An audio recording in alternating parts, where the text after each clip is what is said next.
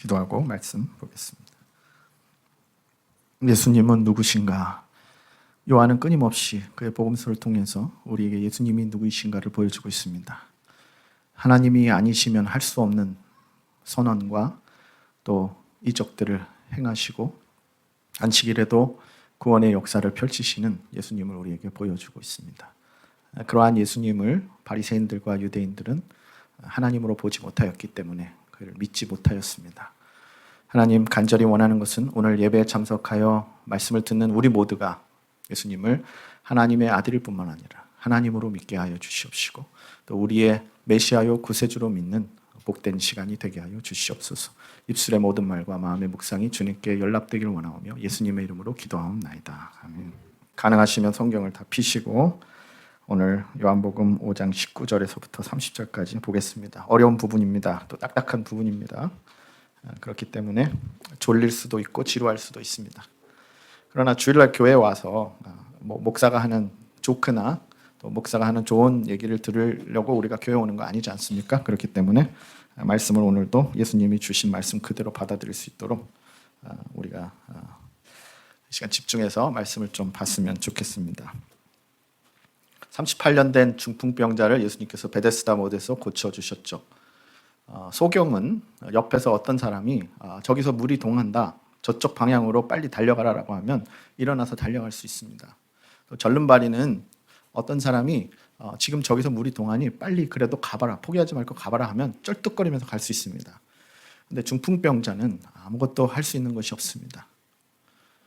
예수님께서 다른 7개의 날들이 있었지만 그 중에서도 안식일을 특별히 선택하셔서 특별히 베데스다의 이 중풍병자를 선택해서 이적을 베풀어 주신 것은 하나님께서 우리 각자를 찾아오셔서 구원하시는 방법이 바로 이 중풍병자를 고치시는 것과 같다라고 하는 것이죠. 우리가 할 수 있는 것은 아무것도 없습니다. 우리가 하나님을 선택한 것 같지만 우리는 우리 스스로 움직일 수 없는 영적으로 죽은 자들이다라고 에베소 2장에 말씀하고 있습니다. 허물과 죄로 죽었던 너희를 살리셨도다. 그러므로 우리는 이미 부활을 경험한 자들입니다. 예수님을 통해서 우리는 새 창조물이 되었습니다. 그리고 더 이상 죄가 우리를 정죄하지 못할 것이다 말씀하셨습니다. 그러나 호사다마라고 했죠. 좋은 일이 있으면 반드시 안 좋은 일이 생기게 됩니다. 같이 기뻐하지 못하는 자들이 있죠. 그래서 예수님께서는 17절에 우리가 매주 끝날 때 보면 끝나는 절이 다음 주를 위한 어떤 예고편이 되고 있어요. 전전주에는 그날은 안식일이라. 그러면 이제 어떤 문제를 예상하고 있었죠. 지난주는 어떻게 끝났습니까? 예수님께서 내 아버지께서 이제까지 일하시니 나도 일한다. 또 어떤 문제가 예상되고 있어요. 그러니까 예수님은 분명히 지금 유대인들이 자기를 죽이려고 이제 핍박하려고 하는 것도 알고 있고 그들의 중심도 알고 계시지만 그러한 어려움을 피하지 않으십니다. 피하지 아니하고 사실 있는 그대로 더 오히려 믿는 소수를 위해서 좁은 길로 가는 사람들을 위해서 더 가르쳐 주고 계시는 것이죠. 하늘에 계신 우리 아버지요. 우리가 다 이렇게 우리 아버지, 하나님은 우리 아버지라고 얘기하고 또 이 호주 컬처나 한국 컬처에서 하나님은 나의 아버지이십니다 얘기하면 아무도 뭐라 그럴 사람이 없습니다. 그러나 유대인들에게는 내 아버지께서 일하시니 하나님을 나의 아버지라고 얘기하는 것은 하나님과 나만이 가지고 있는 어떤 특별한 관계를 말하고 있는 것입니다. 내 아버지께서 이제까지 일하시니 나도 일한다. 그래서 지난주에 말씀 드렸어요. 히브리서 1장 3절에 보면 말씀으로 만물을 붙잡고 계시기 때문에 우리가 오늘 이렇게 안전하게 이 자리에서 예배를 드릴 수 있는 것이고 만약에 하나님께서 안식일에 정말 쉬신다. 하루를 쉬신다. 하나님의 구원 사역과 어떤 창조의 만물을 붙잡고 섭리하시는 사역을 안 하신다. 그러면 우리는 큰일 나는 것이죠. 하나님께서 쉬신 것은 피곤해서 쉬신 것이 아니라 어떤 창조의 법칙을 통해서 우리가 일만 하고 사는 것이 아니라 하루를 온전히 하나님을 기뻐하고 감사하는 날로 분리해서 그것을 지켜야 된다는 모범을 보여주신 것입니다. 18절부터 유대인들의 태도가 이제 더욱더 바뀌게 됩니다. 유대인들이 이로 말미암아 더욱 예수를 죽이고자 하니 이는 안식일을 범할 뿐 아니라 하나님을 자기의 친아버지라 하여 자기를 하나님과 동등으로 삼으심으로라. 유대인들은 분명히 예수님께서 하시는 메시지를 바로 들었어요. 예수님과 아버지가 하나다라고 하는 그 메시지를 들었습니다. 그 메시지를 들었을 때 반응은 항상 진리가 선포되는 곳의 반응은 극명하게 두 부류로 나눠지는 것이죠. 더 믿든지, 더 잘 믿든지, 아니면 더 반대하든지. 유대인들의 마음이 이제 더 강팍해지는 것입니다. 19절에서 20절을 같이 보겠습니다. 그러므로 예수께서 그들에게 이르시되 내가 진실로 진실로 너희에게 이르노니, 예수님이 무엇을 말씀하실 때 진실로 진실로 이렇게 두 번 말씀하시면 전에는 정말 몰랐던 것, 잘못 알았던 것, 이런 것들을 바로 이제 고쳐주시는 것입니다. 아들이 아버지께서 하시는 일을 보지 않고는 아무것도 스스로 할 수 없나니 아버지께서 행하시는 그것을 아들도 그와 같이 행하느니라. 아버지께서 아들을 사랑하사 자기가 행하시는 것을 다 아들에게 보이시고 또 그보다 더 큰 일을 보이사 너희로 놀랍게 여기게 하시리라. 안식일에 이 38년 된 병자를 고친 것 가지고 놀라지 말라. 이거는 시작일 뿐이다. 앞으로 더 놀랄 일이 생긴다라고 말씀하시는 것이에요. 그런데 지금 아버지와 아들이 하나다라고 이제 성경에 보면은 이 삼위일체라는 용어가 안 나오죠. 그렇지만 그 원리가 나오고 있습니다. 지금 아들이 하는 모든 것은 아버지께서 하시는 것이죠. 그리고 아들이 생각하는 모든 것은 아버지가 생각하시는 것이고, 유대인들에게는 특별히 아버지의 가업을 이어받아서 예수님이 요셉의 목수의 직을 이어받아서 열심히 하신 것처럼 가장 모범적인 아들은 아버지를 본받는 그런 아들이죠. 순종하는 아들. 물론 아버지가 별 문제가 없는 분이라는 것을 가정으로 해야 되겠죠. 그러니까 아버지 최선을 다해서 복종하고 아버지를 본받아 열심히 사는 아들이 가장 이상적인 아들. 예수님은 가장 이상적인 아들일 뿐만 아니라 하나밖에 없는 하나님의 아들로서 아들과 아버지의 관계가 이렇게 뗄래야 뗄 수 없는 그런 하나인 관계다. 그래서 요한복음 10장에 가면 아버지와 나는 하나이다라고 말씀하시죠. 여러분, 우리가 이 요한복음을 쭉 지금 우리가 보고 있습니다만 한 장 한 장 넘길 때마다 우리가 반드시 우리 자신에게 물어봐야 하는 질문이 있어요. 뭐냐면 예수님은 누구신가? 나에게 예수님은 누구신가? 반드시 물어봐야 됩니다. 내가 예수님을 다 안다고 생각하면 큰 교만이요 착각입니다. 여기에 예수님께서는 나와 아버지는 뗄래야 뗄 수 없는 밀접한 그러한 관계를 가지고 있는 분이다라고 말씀하시고 있어요. 예수님 스스로 주장하시고 예수님 스스로 하시는 일이 없다고 말씀하고 있어요. 이거는 예수님의 능력이 아버지보다 못하다 그런 뜻이 아닙니다. 여러분, 우리가 정말 어떤 리더를 순종하고 따라가려면 우리가 북한에 있어서 정말 그러한 체제 밑에서 독재 체제에서 어쩔 수 없이 리더가 하라는 대로 그대로 하고 따라하든지, 아니면 내가 리더를 정말 사랑해서 내 마음의 깊은 곳에서 우러나오는 감정으로 리더가 하는 것을 공경하고 그대로 하든지, 둘 중에 하나겠죠. 근데 예수님께서는 이제 후자라고 말씀하고 계시는 것이에요. 내가 능력이 없어서가 아니라 내가 아버지를 공경하기 때문에, 순종하기 때문에, 의존하기 때문에 겸손하심을 보여주고 있어요. 가장 이상적인 아들의 모습을 보여주고 있죠. 아들이 아버지의 생각과 행동의 복제판이라는 것입니다. 내가 아무것도 스스로 할 수 없다라는 것은 나의 어떤 행동의 부적합성 혹은 나의 능력의 부족을 말씀하시는 것이 아니라 존재와 행동의 근원이 언제나 아버지이시다라고 하는 겸손을 말씀하고 계시는 것이죠. 죄라는 것이 무엇입니까, 성도 여러분? 죄라는 것은 나의 행동의 근원이 하나님을 떠나 나 스스로 행동하는 것이에요. 그게 죄입니다. 동산 중앙에 있는 실과는 먹지 마라. 그것을 먹는 날에는 내가 반드시 죽으리라. 그랬는데 아버지의 명령과 동떨어져 내 스스로 독자적으로 행동하는 것이 죄라는 것이죠. 아버지 뜻에서 벗어나는 것. 그렇기 때문에 예수님께서는 지금 아버지로부터 나는 분리될 수도 없고, 내가 생각하고 행동하는 것은 아버지께서 행동하시고 생각하는 것과 같다. 긴밀한 교제가 있다. 긴밀한 교제 이상으로 하나됨의 신비가 있다. 이렇게 말씀하고 있어요. 인간의 관계에서 가장 트리니티, 성삼위일체를 이해할 수 있는 관계는 부부 관계가 아니겠습니까? 많은 결혼이 깨지기도 하고 또 우리가 죄로 물들어 있기 때문에 결혼 생활이 완전한 가정은 없죠. 그렇지만 이러므로 남자가 부모를 떠나 여자와 둘이 만나 하나가 되는 이 신비, 성삼위 하나님의 관계에 어떤 조금이라도 빙산의 일각이라도 우리가 경험할 수 있는 가장 신비로운 관계가 바로 이 가족의 관계라는 것입니다. 그래서 예수님께서는 아버지와 나는 하나다라고 말씀하시고 있어요. 유일하게 아버지를 보고 아는 분, 그분은 예수님이라는 것입니다. 아버지의 관계가 죄로 방해되지 않는 유일한 분. 우리와 우리의 자녀, 우리의 손주들의 관계가 방해되는 것은 죄 때문이죠. 내가 우리 자녀들에게 원하는 모습이 있고 또 순종하기 바라는 그런 바람이 있습니다. 그런데 아이들이 자라면 자랄수록 우리의 마음을 아프게 하는 것이 무엇입니까? 내 바람과 내 명령을 떠나 독자적으로 행동하는 것이죠. 자녀들이. 그래서 그 관계가 깨어지는 것입니다.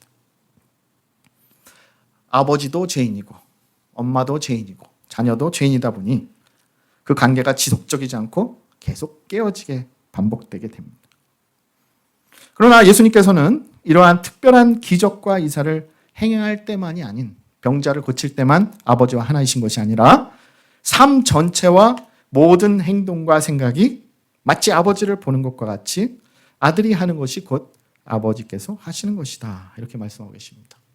감히 우리가 어떻게 이 예수님의 말씀에 비교할 수 있겠습니까마는 우리의 삶을 돌아보면 그렇게 적용할 수 있겠죠. 내가 말하는 것, 내가 생각하는 것, 내가 행동하는 것을 통해 우리 주변의 많은 사람들이 얼마나 내 안에서 하나님과 예수님을 발견할 수 있을까? 내가 오래 계획하고 꿈꾸는 것들이 얼마나 하나님께서 원하시는 것과 같은 라인에 있는가? 혹은 하나님 아버지의 꿈과 계획과 명령을 떠나 내가 독자적으로 하나님과 상관없이 계획하고 행동하고 말하는 것이 얼마나 많은가? 내가 인정하건 인정하지 않건 그것은 아버지와 나의 관계가 깨어지는 것이고 아버지를 무시한 채 아버지를 부재시킨 채 독자적인 행동을 늘 하고 있는 우리 자신을 발견하게 되는 것이죠. 그런 것을 볼 때 예수님과 아버지와의 관계가 더 위대하게 보일 수밖에 없습니다. 예수님은 니고데모와의 만남을 통해서 네가 반드시 거듭나야 된다 그랬어요. 거듭나는 것은 위로부터 다시 태어나는 것이다 그랬습니다. 그렇기 때문에 우리가 예수님을 믿는 것은 반드시 보이지 않는 성령의 역사가 있다 그랬습니다. 성령의 역사를 통해서 우리가 외인이었지만 이방인이었지만 이제 하나님의 자녀가 되는 권세를 얻게 된다 그랬습니다. 하나님의 자녀가 되면 예수님과 아버지의 이렇게 죄로 방해되지 않은 완전한 관계에 우리가 참여할 수 있는 동참할 수 있는 특권을 누리게 됩니다. 그러나 우리는 여전히 죄 아래 있고 우리의 욕심이 있기 때문에 우리의 행동과 우리의 생각이 하나님의 행동과 생각과 일치하지 않고 있죠. 그리고 거기에 대한 죄책감을 느낄 때도 있고 전혀 느끼지 않을 때도 있습니다. 그러나 예수님은 늘 언제나 모든 삶이 아버지의 행동과 생각과 일치되는 신비를 보여준다는 것입니다. 다시 한번 말씀드리지만 이것은 아들의 제한적인 능력이나 한계를 의미하는 것이 아닙니다. 이렇게 오해하면 안 됩니다. 우리가 삼위일체를 그릴 때 이렇게 삼각형으로 그리잖아요. 그래서 성부, 성자, 성령. 그래서 천주교에서도 이렇게 하죠. 그런데 좀 오해의 소지가 있는 것은 성자와 성령은 아버지보다 열등하다. 성경은 그렇게 얘기하고 있지 않습니다. 삼위 모든 분들이 동등하다라고 얘기하고 있어요. 인간의 개념으로는 이해하기가 힘듭니다. 아버지께서 하시는 모든 것을 아들이 하고 있고 아버지의 모든 것이 아들을 통해 우리에게 보여지게 된다는 것이죠. 그래서 아들의 모든 것이 아버지를 통해 이루어지는 또 아버지의 모든 것이 아들을 통해 이루어지는 완전한 연합과 신비를 우리에게 보여주고 있습니다. 그런데 이렇게 하나가 되는 근원이 20절에 보니까 아버지의 사랑에 있다는 것이에요. 하나님이 나를 사랑하셔서 아들을 주셔서 독생자를 통해 우리를 구원하셨다. 우리가 이렇게 흔히 우리의 구원을 생각하는데 오늘 20절을 보면 하나님이 아들을 사랑하셔서 우리를 구원하셨다. 이렇게 말씀하고 있습니다. 아들에게 숨기시는 것이 없고 모든 중심에는 하나님의 아들을 향한 사랑이 있다라고 말씀하시고 있어요. 우리의 어떤 신앙생활 또 성경을 이해하는 사상의 중심에 우리가 좀 빠져야 됩니다. 내가 이렇게 소중한 사람이니까 하나님이 나를 이렇게 사랑하셔서 독생자를 주셨지. 그게 아니라 하나님의 모든 중심에는 사랑이 있기 때문에 우리가 모든 것을 표현할 때 아버지 중심으로 또 아들 중심으로 이렇게 얘기할 필요가 있어요. 아들 중심으로 얘기한다고 해서 아버지가 삐지거나 아버지 중심으로 얘기한다고 해서 아들이 서운해하거나 이러한 개념이 성삼위 하나님께는 없다는 것이에요. 성삼위 하나님은 늘 아들을 드러낼수록 아버지와 성령이 기뻐하시고 성령을 드러낼수록 아버지와 아들이 기뻐하시고 모든 것이 죄로 인해서 부족함이 없는 그러한 완전한 관계라는 것입니다. 아버지께서 늘 첫 행동을 하시고 모든 것을 컨트롤하시고 아버지께서 근원이시지만 그렇다고 해서 아들과 성령이 열등하거나 또 힘이 부족한 것이 아니라는 것입니다. 아버지께서 하시는 모든 것이 아들에게 드러나고 아들은 그것을 또 하나님의 백성인 우리에게 드러내 주신다는 것입니다. 안식일에 38년 된 문둥병자를 고치심으로 많은 사람이 놀랐습니다. 그러나 이보다 더 큰 일을 하실 것이다 라고 20절에 말씀하고 있어요. 하나님의 아들이시며 하나님께서 아들을 보내심을 믿는 것이 중요하다는 것입니다. 그것을 믿는 것이 중요한 것이. 아들 안에서 하나님을 발견함으로 우리가 아들을 올바로 깨닫게 되고 믿는 것이 모든 표적의 목적이라는 것입니다. 예수님은 누구신가? 하나님의 아들일 뿐만 아니라 하나님의 아들이시다. 하나님이 아니면 그러한 이적을 할 수가 없다. 니고데모가 밤에 찾아와서 예수님께 그랬어요. 당신이 하시는 것은 하나님이 허락하지 않으면 할 수 없는 것입니다. 그랬습니다. 뭔가 깨닫는 것이 있었죠. 여호와의 증인들도 예수님을 하나님과 동등으로 믿지 않습니다. 그러니까 모든 이단과 우리 기독교를 나누는 그 중심에는 예수님이 누구이신가? 예수님의 신성과 인성이 반드시 있는 것이죠. 이것이 참 믿음입니다. 그래서 나다나엘이 예수님께 이제 찾아갔을 때, 아니면 예수님이 나다나엘을 찾아갔을 때, 내가 너가 무화과 나무 아래 있을 때 보았다라고 했을 때, 나다나엘은 그의 입을 통해서 당신은 하나님이십니다. 내가 보는 것은 예수님이지만 당신은 하나님이십니다. 도마가 내가 그 옆구리에 손을 넣어보지 않고는 믿지 않겠다. 그럴 때 예수님이 나타나셔서 네 손을 내 옆구리에 넣어봐라. 그랬을 때 도마가 나의 하나님 이렇게 고백했던 것이죠. 그러니까는 성령님은 믿는 우리를 통해서 예수님을 하나님이다라고 고백하게 하는 것입니다. 1장에서부터 요한은 이 부분에 대해서 굉장히 강조를 했어요. 태초에 말씀이 계시니라 말씀이 하나님과 함께 계셨으니, 그러니까 하나님과 아들이 하나는 아니죠. with God이니까 따로 있는 것이죠. 그러나 word was God, 말씀이 곧 하나님이셨다. 그러나 하나였다. 우리가 잘 이해할 수 없는 그러한 부분이지만 하나님의 아들과의 관계를 계속해서 강조하고 우리에게 드러내고 있습니다. 왜냐하면 이것이 참 믿음이기 때문에 아들을 올바로 믿지 않고는 우리가 하나님께 나아갈 수 없는 것입니다. 하나님을 알면 알수록, 예수님을 알면 알수록 우리는 더 놀라게 되는 것이죠. 우리의 삶에 이러한 놀랄 일이 없다, 예수님으로 인해서 놀랄 일이 없다, 그러면 something is wrong, 뭔가 잘못된 것입니다. 반대자들과 다를 게 없는 것이에요. 21절, 22절을 우리 보니까 아버지의 생명과 심판의 권한을 아들에게 주셨다라고 말씀하고 있습니다.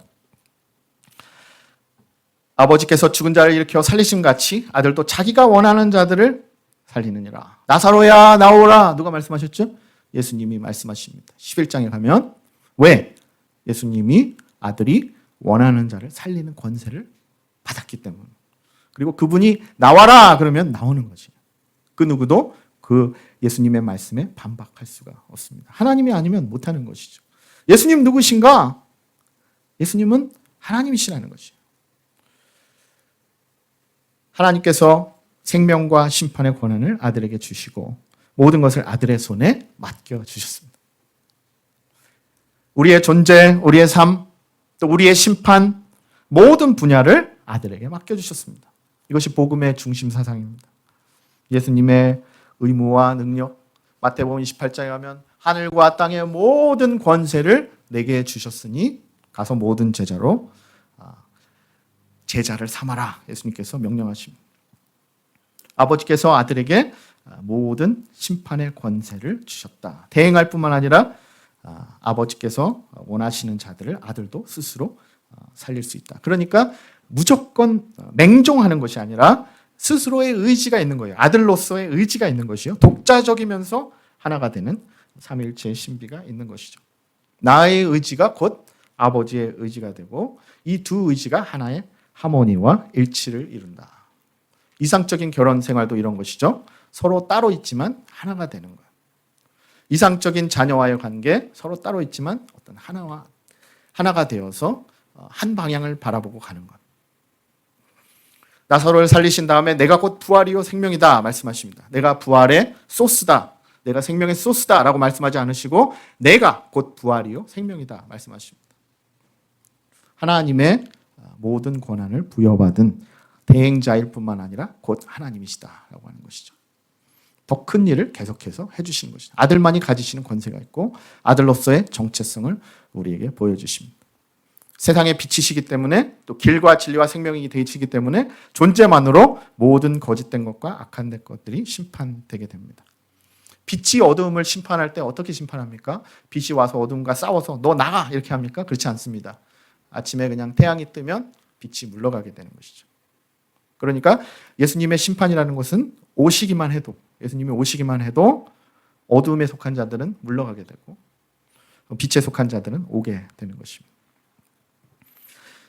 그래서 23절에 보면 아버지를 공경하는 것 같이 아들을 공경해야 된다. 이렇게 말씀하시고 있어요. 이는 모든 사람으로 아버지를 공경하는 것 같이 아들을 공경하게 하려 하십니다. 공경이라는 단어를 예배로 바꾸셔도 됩니다. 아버지를 예배하는 것 같이 아들을 예배하게 하려 하십니다. 예수님이 태어났을 때 저 멀리 있던 동방 박사들이 별을 보고 찾아왔습니다. 왜 찾아왔습니까? 경배하기 위해 찾아왔습니다. 말구 위에 누워있는 그 갓 태어난 아기를 왜 예배를 합니까? 하나님이시기 때문이죠. 아들을 공경하지 아니하는 자는 그를 보내신 아버지도 공경하지 아니하니라. 지금 유대인들에게 있어서 가장 큰 목표가 무엇입니까? 아버지를, 하나님을 공경하고 예배하는 것이에요. 그런데 여기에 엄청난 선언이 있죠. 너희는 하나님을 공경하고 예배한다 하면서 하나님과 동등인 나를 예배하지 않고 공경하지 않으니 너희에게 믿음이 없음을 너희 스스로 증거하고 있는 것이다. 구약에도 많은 선지자들이 보냄을 받았습니다. 이사야, 예레미야, 요엘, 수많은 선지자들이 하나님께 보냄을 받았지만 나와 하나님이 동등하다. 하나님을 예배하는 것 같이 나를 예배해야 된다. 이렇게 주장한 신성모독을 한 선지자는 없었습니다. 오늘 신천지와 같은 이러한 이단들은 이러한 신성모독을 하고 있는 것이죠. 그러니까는 하나님을 예배하려면 나를 예배해야 된다. 하나님을 공경하려면 나를 공경해야 된다. 예수님만이 하실 수 있는 주장을 하고 있는 것이죠. 그렇기 때문에 우리는 예수님을 더 공경하고 우리의 삶에 드러내야 됩니다. 특별히 유대인들이 오늘날까지도 21세기 오늘날까지도 가지고 있는 이 문제 자체가 일신론 아닙니까? 일신론. 우리는 하나님만을 믿는다. 성부와 하나님만을 믿는다. 그러므로 아들을 믿지 않는 것이죠. 이슬람도 마찬가지입니다. 쉐마라 그래서 신명기 6장 4절에 보면 들으라 이스라엘아. 히브리어로 들으라라고 하는 이 말이 쉐마거든요. 그래서 쉐마 교육하면은 그 듣는 교육이에요. 그래서 어려서부터 모세오경을 듣고 외우게 되죠. 그래서 들으라 이스라엘아 우리 하나님 여호와는 오직 유일하신 여호와시니 유일하신 여호와를 성부만 유일하신 하나님이다. 이렇게 해석을 하는 것이에요. 그래서 너는 마음을 다하고 뜻을 다하고 힘을 다하여 내 하나님 여호와를 사랑하라. 하나님 성부를 사랑하라 그랬지 성자를 사랑하라 하지 않았다라고 믿고 있는 것입니다. 그러나 여기에서 one God이라고 하는 것은 트리니티를 말하는 것이죠. 성삼위 하나님을 말하는 것입니다. 그래서 모든 심판을 다 아들에게 맡기시고 모든 사람으로 공경하게 하려 하십니다. 여기에는 예외가 없습니다. 모든 심판을 다 아들에게 맡기시고 모든 사람으로 아들을 공경하게 하신다. 지금 내 앞에 서 있는 내가 돌로 쳐서 죽이려고 하는 그 사람이 내 앞에서 장차 나를 심판하실 심판주라는 것을 알았다면 나를 재판할 재판장이라는 것을 알았다면 얼마나 많은 유대인들이 예수님을 다르게 대했을까요? 이처럼 생명과 심판은 밀접하게 연관되어 있습니다. 생명을 주실 수 있는 분은 예수님 뿐이십니다. 왜냐하면 아버지께서 아들에게 그 모든 권세를 맡기셨기 때문입니다. 여러분과 저는 생명이 필요합니다. 우리는 영적으로 죽었다 그랬습니다. 그렇기 때문에 반드시 하나님께서 주시는 생명을 은혜와 믿음을 통해 받아야 되는데 그 생명을 주실 수 있는 분은 예수님이시고 생명을 주실 수 있는 유일한 분이 예수님이시기 때문에 그분이 재판관이 되신다는 것이에요. 그 생명을 받지 않는 사람, 그것을 거절하는 사람. 유대인들에게 있어서 이 시대관은 두 개였어요. 이 시대가 있고 장차 올 시대, 심판의 시대. 그러니까 떨어져 있었거든요. 요즘도 많은 크리스찬 중에 이렇게 떨어져서 동떨어져 생각하는 사람들이 있습니다. 지금 내가 사는 이 시대, 그리고 예수님이 오셔서 심판하실 장차의 시대. 그러나 예수님의 초림, 처음 오심으로 인해서 장차의 심판의 시대가 이미 도래한 것이에요. 그러니까 내가 살고 있는 이 시대가 있고 예수님께서 오셔서 심판하실 재판관의 그 시대가 오버랩돼 버렸습니다. 그래서 이미 시작돼 버렸어요. 심판이 이미 시작돼 버렸어요. 그렇기 때문에 여러분 잘 보시면 24절, 25절에서는 현재의 생명과 심판에 대해 말씀하고 있어요. 내가 진실로 너희에게 이르노니 내 말을 듣고 또 나 보내신 이를 믿는 자는 영생을 얻었고 심판에 이르지 아니하나니 사망에서 생명으로 옮겼느니라. 28절 29절 가면은 또 미래의 생명과 심판을 말하고 있습니다. 놀랍게 여기지 말라. 무덤 속에 있는 자가 다 그의 음성을 들을 때가 오나니 선한 일을 행한 자는 생명의 부활로 악한 일을 행한 자는 심판의 부활로 나오리라. 그래서 유대인들이 가지고 있었던, 또 우리가 잘못 알고 있었던 이 두 시대관이 이제는 하나가 되어서 이미 생명과 심판이 시작되었다. 그리고 미래에 그것이 완성될 것인데 이 모든 것들이 바로 예수 그리스도를 통해 이루어진다라고 말씀하고 있습니다. 아들을 통해 생명을 얻지 않는 이상 사망에 거하게 된다는 것이에요. 하나님의 진노가 그 위에 머물러 있다는 것입니다. 여기에 음성을 듣는다는 것, 24절에 나오고 있죠. 너희 이르노니 내 말을 듣고 말씀을 들어야 됩니다. 지금 예수님이 우리에게 말씀하고 있어요. 이 설교를 통해서, 이 선포를 통해서도 우리의 영혼을 향해서 계속 말씀하고 있습니다. 그러나 이것을 듣는 것은, 이것을 단지 목회자의 목소리로, 선포자의 목소리로 듣거나 내가 집에서 말씀을 묵상하면서 읽는 것 이상을 말하고 있는 것이에요. 예수님의 음성을 듣기 위해서는, 지금 유대인들도 반대하고 있지만 다 예수님의 음성을 들었잖아요. 그러나 순종과 변화가 없었습니다. 도리어 미움과 분노가 결과되었습니다. 구약에서부터 하나님의 말씀을 들을 때 거기에는 반드시 청종과 순종과 의지와 변화의 문제가 있었던 것이죠. 자, 이 중풍병자의 문제가 무엇이었습니까? 말씀을 들었고 또 예수님의 치유를 경험했지만 그 마음속에 청종과 순종과 의지와 변화가 없었던 것이죠. 그렇기 때문에 예수님을 곧바로 고쳐진 건강한 육체를 통해서 부인하고 배반했던 것입니다. 우리 주님께서 우리에게 말씀하실 때 우리가 그 재판장 앞에 서 있음을 잊어서는 안 됩니다. 지금 나를 구원하시는 예수님은 앞으로 우리가 다 그 음성을 듣고 믿는 자나 믿지 않는 자나 다 일어나서 무덤에 있는 자들이 먼저 일어나고 그다음에 우리가 다 들려 올라가서 그 재판장 앞에 서게 되는데 재판장이 여러 명이 있는 것이 아니라 바로 이 동일한 예수 그리스도께서 우리를 재판하시는 재판장이 된다는 것을 반드시 기억해야 됩니다. 그래서 예수님을 부인하는 것은 결국 그 재판장을 우리가 앞에서 서서 믿지 않고 밀어내는 스스로를 정죄하고 죽이는 행동임을 깨달아야 되는 것이. 내가 깨닫고 인정하건 인정하지 않건 예수 그리스도는 우리에게 유일한 생명을 주시고 심판을 하시고 또 그 일을 이미 시작하신 주님이다 라고 하는 것을 우리가 잊어서는 안 되는 것입니다. 그래서 성경은 이미 마지막 때가 시작됐다라고 말씀하고 있습니다. 예수님께서 하시는 모든 것은 아버지께로부터 오고 아버지를 드러낸다 그랬습니다. 다시 한번 오늘 말씀을 마치면서 우리의 삶을 바라보기를 원합니다. 우리는 어떻습니까?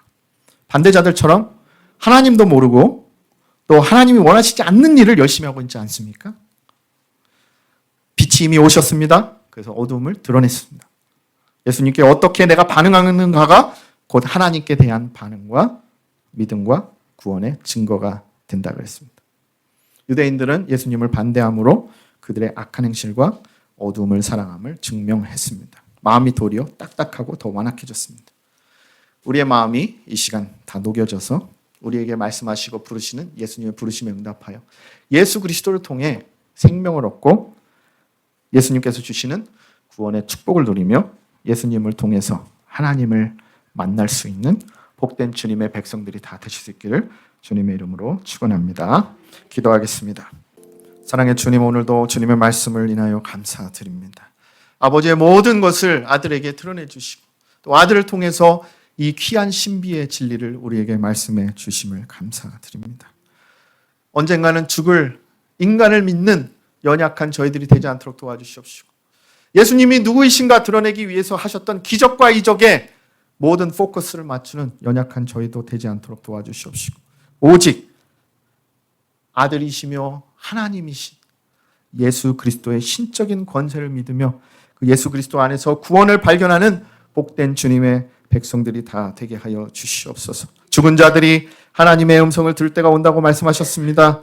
예수 그리스도께서 없으시면 쓰러질 수밖에 없는 것이 바로 기독교입니다. 그분이 하나님이시며 구원자이심을 믿게 하여 주시옵시고 예수 그리스도를 통해 영생의 부활로 나오며 심판을 지나 사망에서 생명으로 옮겨져 영원토록 주님을 예배하는 축복을 누리는 우리 모두가 되게 하여 주시옵소서. 예수님의 이름으로 기도하옵나이다.